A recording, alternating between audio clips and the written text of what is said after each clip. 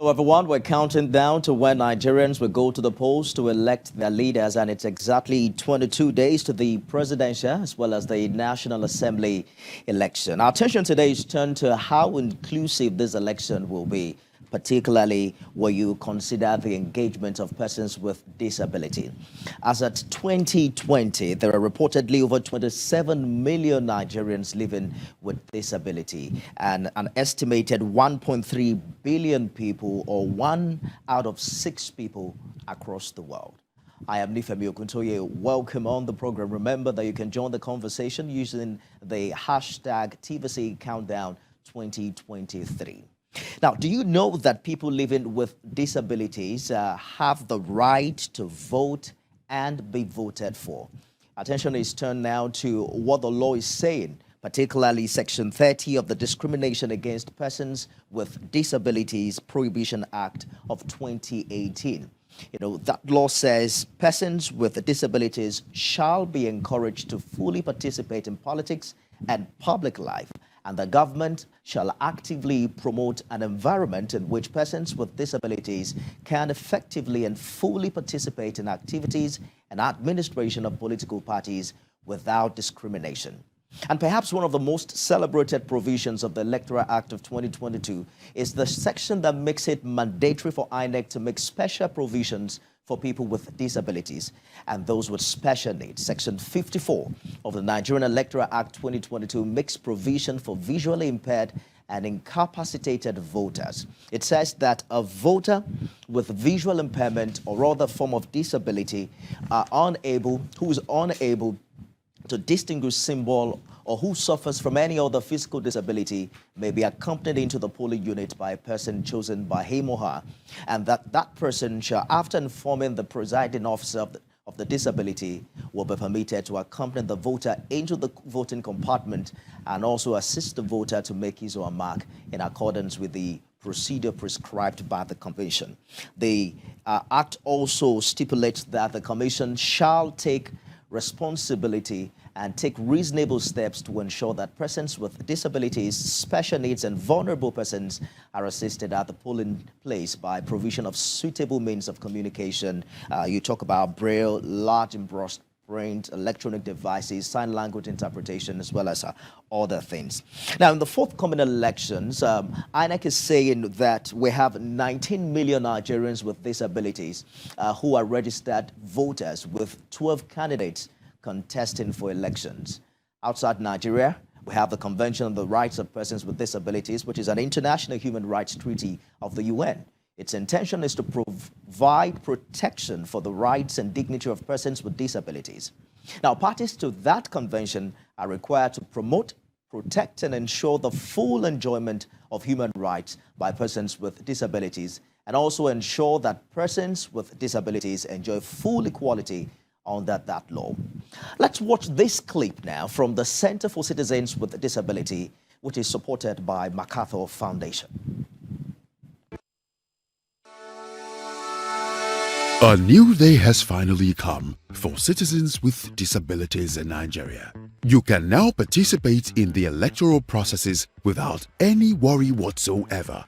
The new Electoral Act of 2022 has made robust provisions to ensure persons with disabilities are not left out of the electoral process. The Disability Act and the Electoral Act has mandated INEC to provide special assistance for citizens with disabilities at the polling booth. As a citizen with a disability, you are entitled to non-discrimination, priority voting, Braille ballots for the blind, magnifying glasses for albinos, election day instructions to support the deaf, among other provisions. So, when you arrive at your polling unit on election day, all you need to do is present yourself to the polling officer in charge and you will be given the required support. It is your right by law. Now, nothing can stop you from being part of the electoral process. You are a citizen, and with your voter's card, you are one of the owners of Nigeria. Go out and make your voice heard as we recruit those that will serve us on election day. This message is brought to you by the Campaign for Equal Voting Access, a program of the Center for Citizens with Disabilities, with support from MacArthur Foundation. Let's now talk to Executive Director, Center for Citizens with Disabilities. We have David Ayanle joining us on the countdown. Thank you for joining us on the program. A few off-cycle elections have been held under this new act. I'm wondering what your review is of the implementation of the special needs provision in the new law. Yeah, we must commend the National Assembly for granting us for over 18 years. It took us 18 years to secure the crafting of this section of mandated INEC measure to ensure that disabilities participate in the electoral process before basic orders. What we are having is that there is a framework, and that framework is a good step in the right direction. We also have a framework for the participation of persons with disabilities in the electoral process, which guides their response to the needs of people with disabilities in every election. With the new electoral act present, we are concerned that the level of among disabilities on these provisions remains low.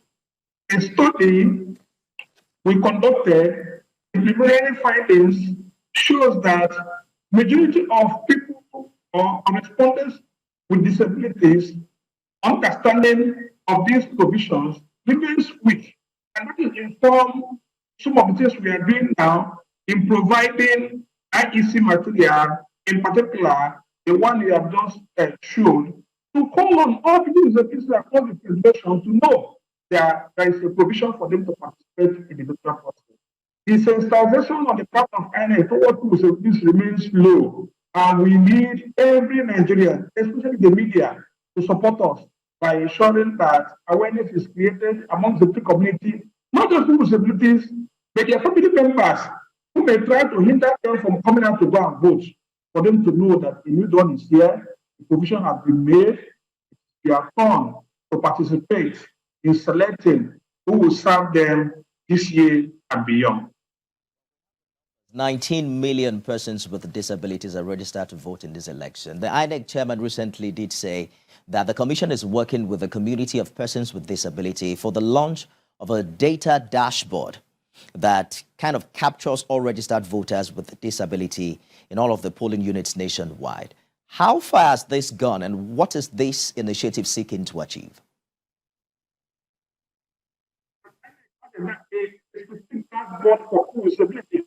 We don't need passport. What we need is awareness creation in all the news and crime of Nigeria for people to go and vote. If you have dashboard in Abuja and someone in Maiduguri or someone in Ibele in Abia State or somebody in Ejibo, in Osun State, without knowing his role and responsibility, how does creating dashboard translating to knowledge and role?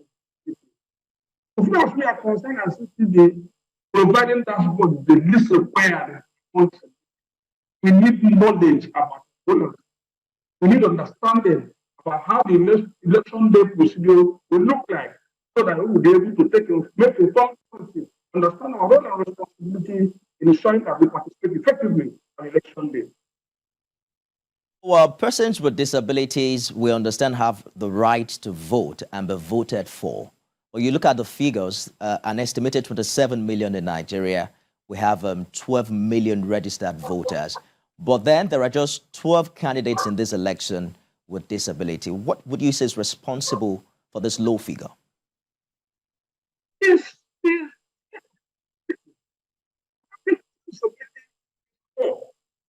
They are vulnerable. Every disability has required to understand leadership role and responsibility. So, if the environment is unacceptable, if the political process and parties do not protect their affairs in such a way that their role and responsibility, to participate because the system shuts them out. They don't have access to information. They don't even have access to frameworks on their party and their participation in the election or electoral process. And every political party in Nigeria do not have a policy for disabilities. if you check the political party, their policies or their guidelines, you discover that people say this are not independent.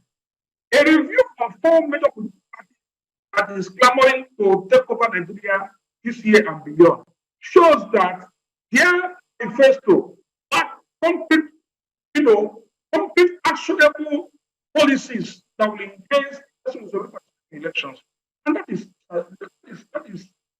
not satisfactory at all.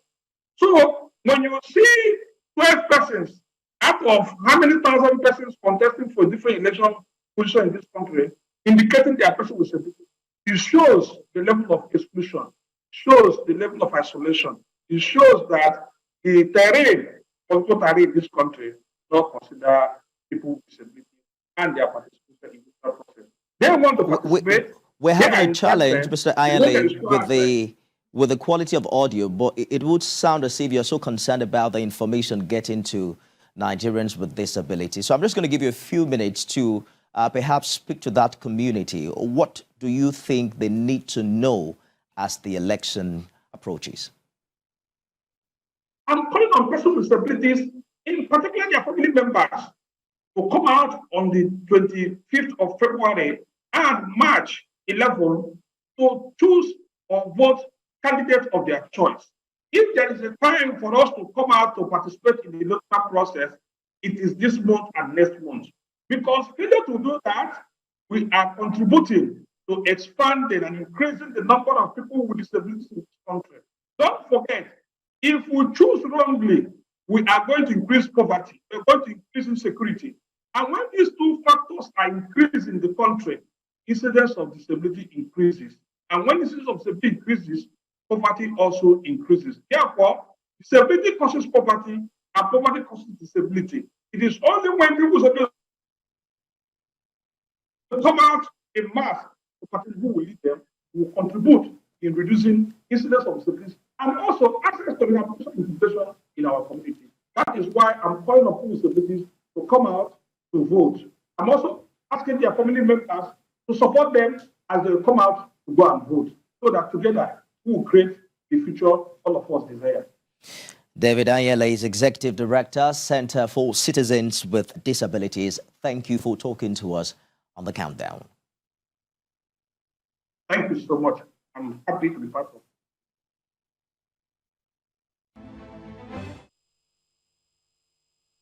All eyes on Nigeria. Election, they say, is an important element of democracy, but the electorate need vital information to make informed decisions.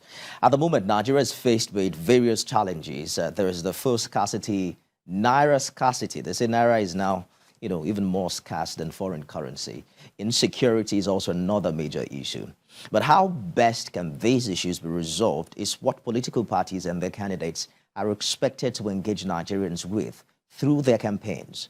Many people expect presidential candidates to demonstrate deep knowledge as well as understanding of these issues and discuss how they will tackle them.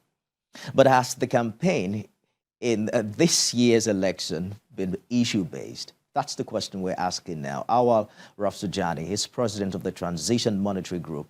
He joins me live on The Countdown. Thank you for joining us on the program. The new Electoral Act has extended campaign period from 90 to 150 days, and there are just some 21 days more for campaigns. What's your assessment of how issue-based this campaign period have been across board thus far?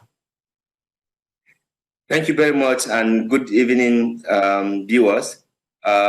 Certainly, there's a huge concern by many Nigerians regarding the inability of the politicians and political parties to campaign based on issues that are actually affecting Nigerians. We expected that the presidential candidate to be talking on what are their strategy to combat insecurity, what are their strategy to combat corruption, what are their strategy to expand or to improve the economic situation in the country, what are their strategy to ensure infrastructural development, what are their strategy to rescue and restore education as well as healthcare system. Unfortunately and sadly, it appears that all those are not, a priority issue to them, and that, really undermines the, seriousness about the campaign that they are doing. So we are very much worried and concerned regarding this, way and manner in which the campaign is being, carried out in Nigeria by these, political parties, as well as the presidential candidate. There's no way we can make any meaningful progress if the campaign is reduced to verbal attack or to insulting one another or to making it a category and turning the campaign to a dancing floor rather than discussing, issues that affect governance in Nigeria. We expect the presidential aspirant or candidate, to bring these issues to say on the basis of the failure or ineffectiveness on policy A, Y, Z, when our government, our party wins the election, Indeed. These are the things that we will want to do in order to ensure that we address those challenges. But you hardly hear anything. It is more of reducing this campaign to verbal attack, to insulting people, to abusing, people. And I think, this is really dangerous, and it shouldn't be the... I hear you, Mr. Rafsanjani. Let me just cut in very quickly. We also spoke to a cross-section of Nigerians about what they think as regards the issue-based campaign in the past few days. I'd like you to listen to what they say, what they said, and then we'll continue with this conversation. Okay. What they are going to do for us on job creation. Instead of addressing issues, the challenges that we are facing in the country, what I feel they are doing is, hitting on one another. We did have impact in the lives of Nigerians. It's so tough. You understand me? People are going. Every day people are going depressed. People understand who they are. So the problem is now we are looking for people that we can really trust. If their manifesto is to touch the lives and the lives of Nigerians. Political actors will embark on campaign without issues. What they have ended up doing is emphasizing on our challenges, our problems, and they have also ended up killing themselves, assassinating characters, and painting people in bad light.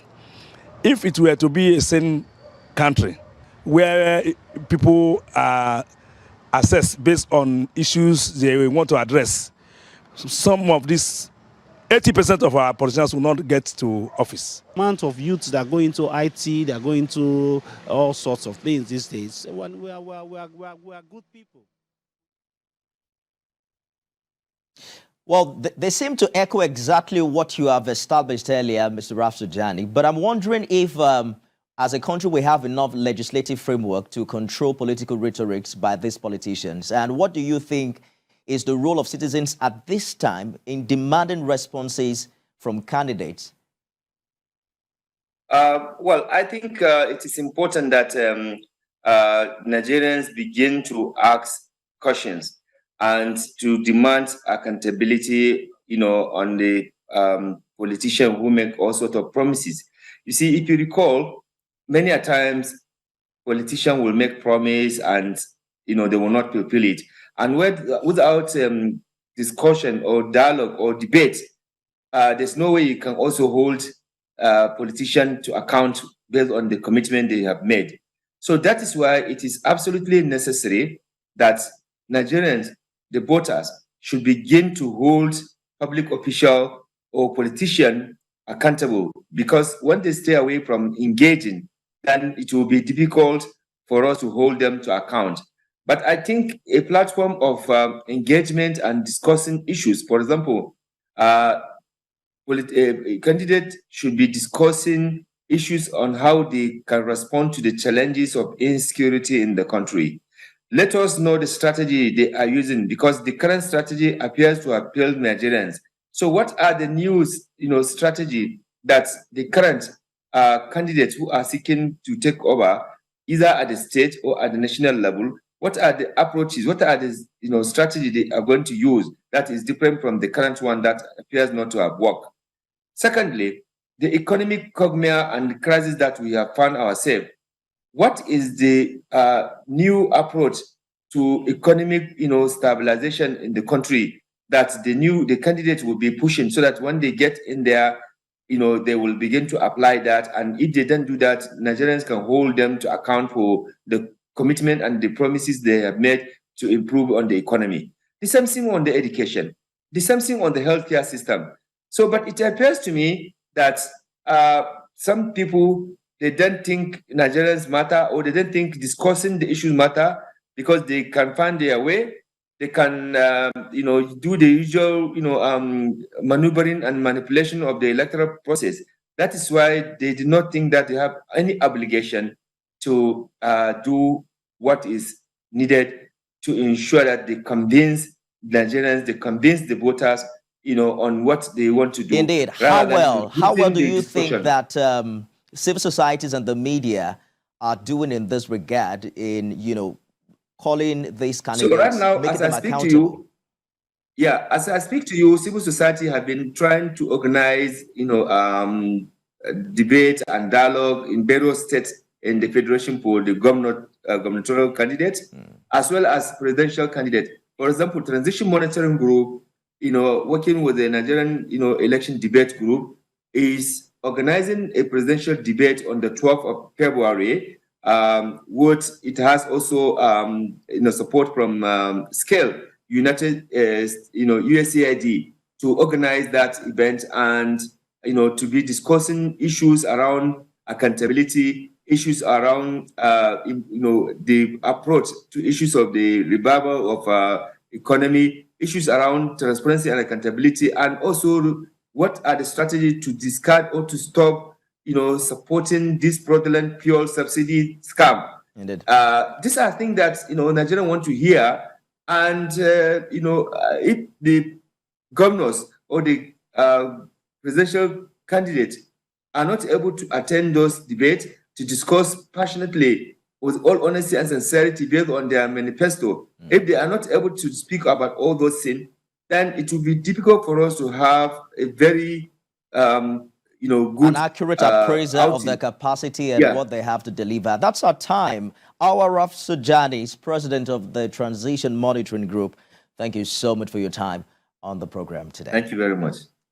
And that's the countdown. We'll be back tomorrow, same time, 6 p.m. Remember, you can watch a repeat broadcast at 6 a.m. tomorrow, and follow us on all of our social media handles. Remember, if you use the hashtag TVC Countdown 2023, we can read your comments and your reaction live on the show. Thanks for staying tuned. We'll be back at 7 p.m. with all the news making headlines at home and abroad. I am Nifemi Oguntoye.